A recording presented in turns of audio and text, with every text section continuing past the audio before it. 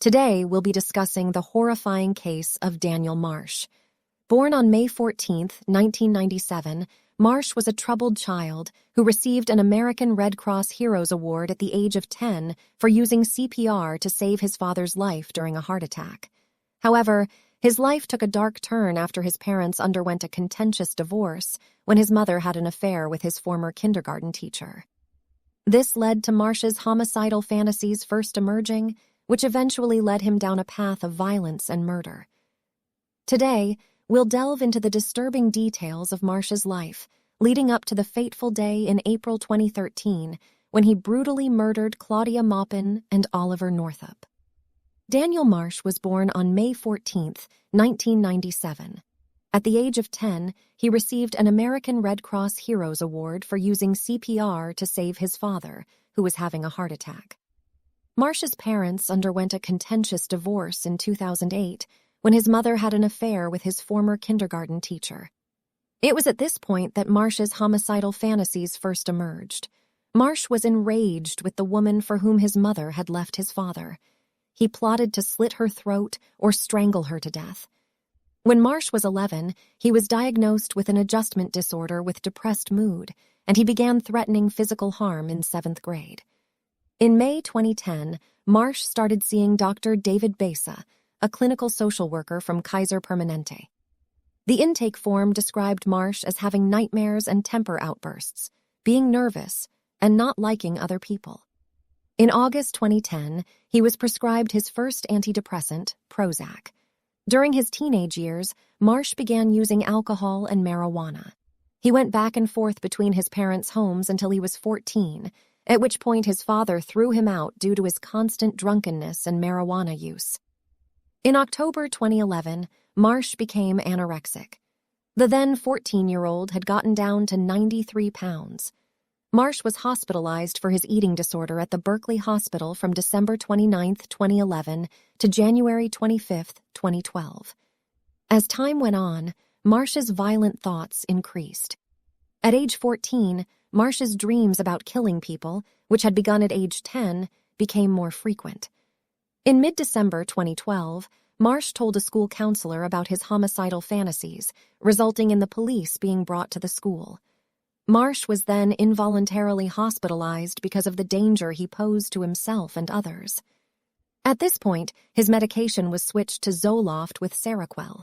Marsh's homicidal thoughts continued, and whenever he looked at a person, he thought about how he would kill them. He also had fantasies of a schoolyard massacre and desired to become a serial killer. Marsh eventually began talking more persistently with friends about torturing and killing random people. He also began drawing violent pictures in art class. Marsh's drawings depicted torture and killings with morbid details on the methods. Friends of Marsh later recalled that he spoke often about killing people and said that if he were caught for murder, he would claim insanity. He also made a detailed written plan to kill his girlfriend's ex-boyfriend. Additionally, Marsh was interested in Ted Bundy, Jeffrey Dahmer, and other serial killers. Beginning in 2012, Marsh became preoccupied with bestgore.com, a website that promoted gore porn and amateur videos of actual gory events. In addition to Marsh's fascination with gore porn and his fantasies of murdering people, Marsh set fires and engaged in animal cruelty. His violent behavior against animals included killing cats.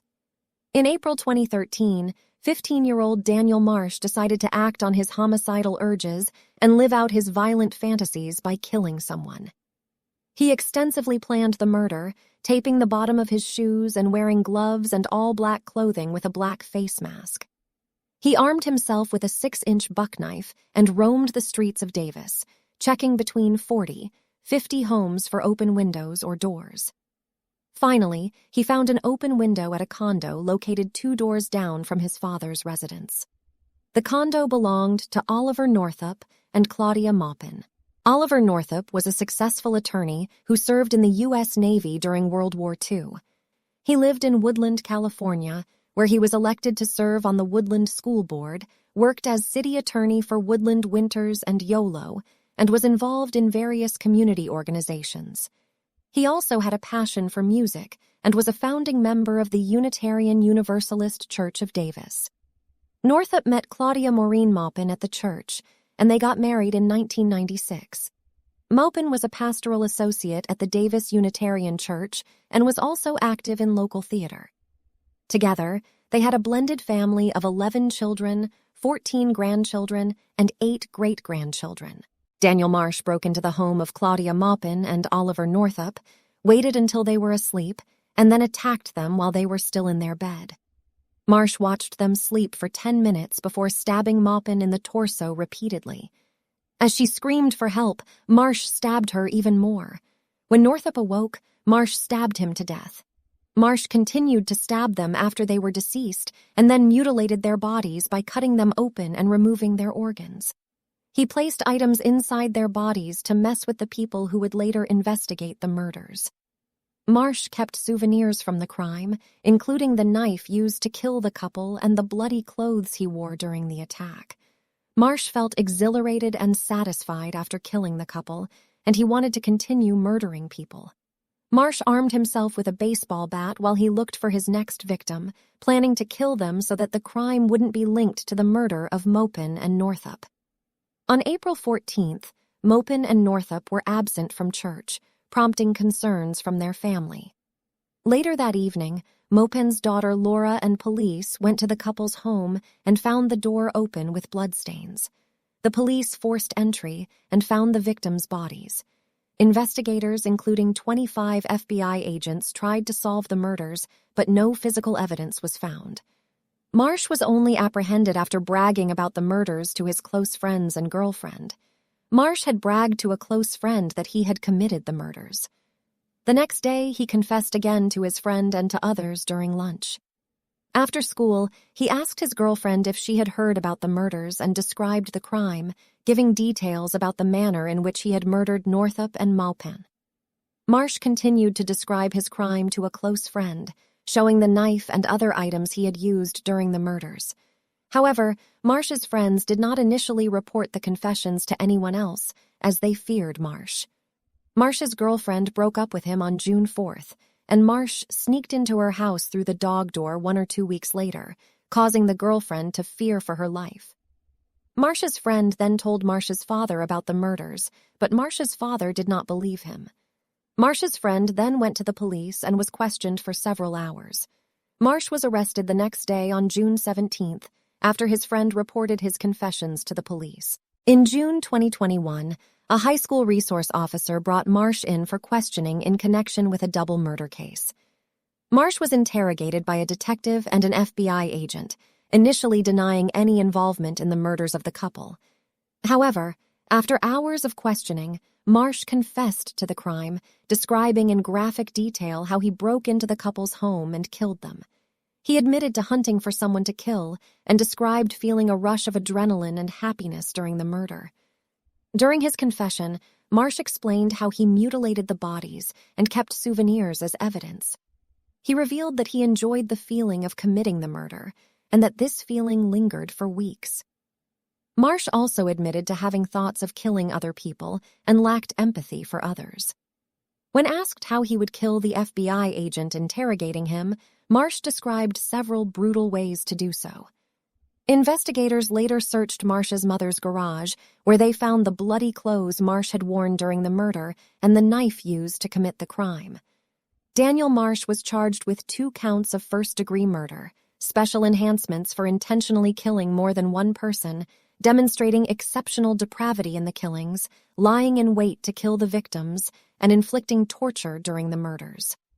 Marsh pleaded not guilty, but later changed his plea to not guilty by reason of insanity. During the trial, his defense team claimed that the side effects of the medication he took, combined with mental illness, triggered uncontrollable violence and rendered him temporarily insane. Prosecutors argued that Marsh was cunning and manipulative and committed the murders in a premeditated and carefully planned manner. After a 5-week trial, the jury found Marsh guilty on both counts of first-degree murder and all special circumstances. They also found that Marsh was sane when he committed the murders. Although Marsh was tried as an adult, His juvenile status made him ineligible for the death penalty and life in prison without parole. The maximum sentence Marsh faced was 52 years to life. His defense attorneys argued that he should be sentenced to 25 years to life, as the maximum sentence would constitute cruel and unusual punishment when imposed on a juvenile. During the sentencing hearing, family members of the victims gave victim impact statements. Marsh was sentenced to the maximum term of life in prison with parole eligibility after 52 years. Although California law will allow him to be paroled after serving 25 years when he is 42, Marsh's actions were considered heinous and reprehensible, with the judge pointing out that he was proud of his crime and mutilated the victims' bodies out of curiosity. Marsh attempted to commit more murders, and his actions were not impetuous or recklessly impulsive. In 2013, the California state legislature had passed Senate Bill 260, which established a youth offender parole hearing mechanism for offenders who are incarcerated for crimes committed as juveniles. If the sentence for the prisoner's controlling offense is less than 25 years to life, they are eligible for release or parole during their 20th year of incarceration. If the sentence for their controlling offense is 25 years to life or greater, they are eligible to be released after 25 years. Marsh would be eligible for parole after serving 25 years of his sentence. In 2016, California voters passed Proposition 57, which mandates that juvenile court judges decide whether juvenile offenders should be tried in juvenile or adult court. In 2018, California's Supreme Court declared that Proposition 57 could be applied retroactively to unfinished cases. In February 2018, the California Court of Appeal, 3rd Appellate District, provisionally reversed Marsh's 2014 conviction pending a transfer hearing to determine if he should continue to serve his adult sentence. In June 2018, prosecutors filed a juvenile petition alleging the same offenses and special allegations and a motion to transfer Marsh to adult court. However, new legal challenges arose when Governor Jerry Brown signed Senate Bill 1391 into law, which forbids juveniles under the age of 16 from being tried in adult court. SB 1391 was opposed by prosecutors and by Maupin and Northup's families.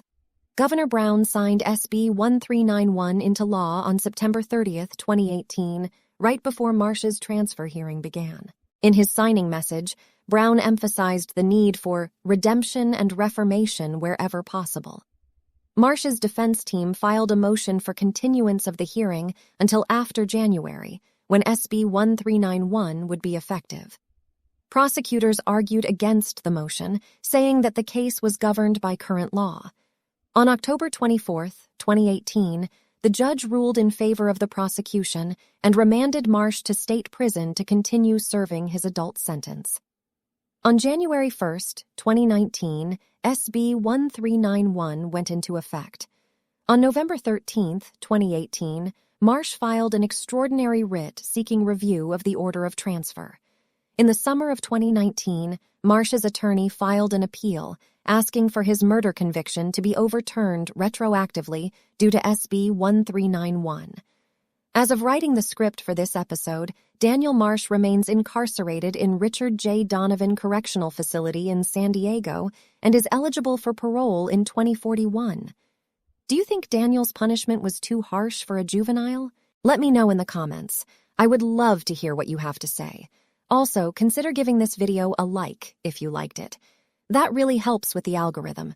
Additionally, consider subscribing to the channel for more true crime. Till next time, signing off. This has been Christina.